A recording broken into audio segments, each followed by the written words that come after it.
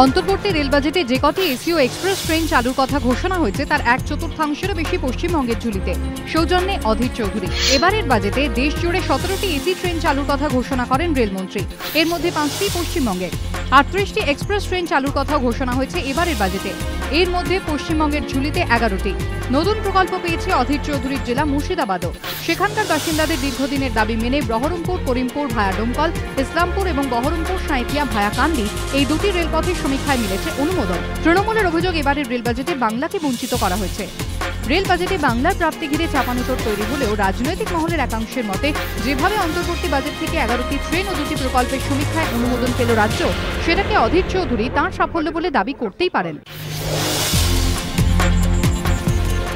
বীরভূমের পাড়ুইয়ে সাগর ঘোষ হত্যাকাণ্ডের তদন্তভার নিতে অপারগ বলে জানিয়ে দিলেন ডিআইজি সিআইডি দময়ন্তী সেন। সোমবার পাড়ুই কাণ্ডে সিআইডির তদন্ত রিপোর্ট দেখে তীব্র ক্ষোভ প্রকাশ করে হাইকোর্ট। বিচারপতি দীপঙ্কর দত্ত ঘটনায় তদন্তকারী বিশেষ দল গঠন করা হতে পারে বলে জানান। পাশাপাশি বিচারপতি বলেন, তদন্তকারী অফিসার চাপের মুখে তদন্ত করতে পারছেন না, সেক্ষেত্রে তদন্তকারী অফিসার বদলেরও ইঙ্গিত দেন বিচারপতি।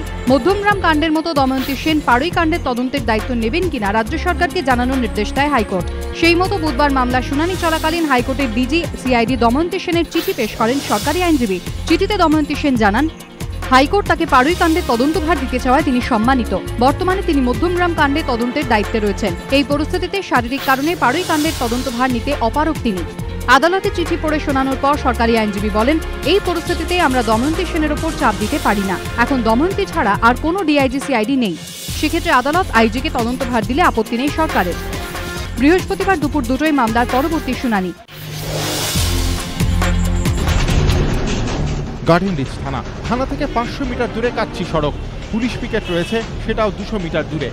সেখানেই বাড়ি আজহারউদ্দিন নামে এক যুবকের। মঙ্গলবার রাত 10:30টার সময় বাড়ির সামনে থেকে তাকে ডেকে নিয়ে গিয়ে এলোপাথারি গুলি করে চম্পট দেয় দুষ্কৃতীরা।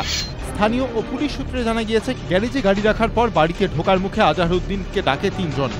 বাড়ির পাশে একটি গলিতে ঢুকিয়ে তাকে লক্ষ্য করে খুব কাছ থেকে এলোপাথারি গুলি চালায় দুষ্কৃতীরা। গুলিবিদ্ধ অবস্থায় হাসপাতালে নিয়ে যাওয়া হলে তাকে মৃত বলে ঘোষণা করেন চিকিৎসকরা। মৃতের পরিবারের অভিযোগ, মাস কয়েক আগে ট্যাংরা এলাকায় বাইকে এক যুবককে নিয়ে যাচ্ছিলেন আজাহার। পথ দুর্ঘটনায় আজাহার বেঁচে গেলেও ঘটনাস্থলেই মারা যায় ওই যুবক। মৃতের বাবা পাপ্পুর সন্দেহ তার ছেলেকে খুন করেছেন আজাহার। অভিযোগ, এই আক্রোশেই তাকে খুন করে পাপ্পু ও তার 2 সঙ্গী। রাজ্যে স্টেট ব্যাংকের সবকটি শাখায় যুক্ত করা হলো গভর্নমেন্ট রিসিভ পোর্টাল সিস্টেমের সঙ্গে।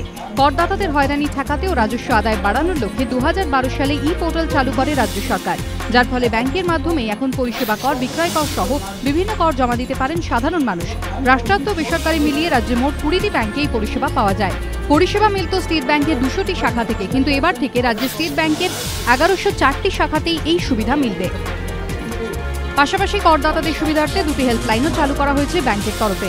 এগুলি হল 033-2243-6544, 0800-1123-434।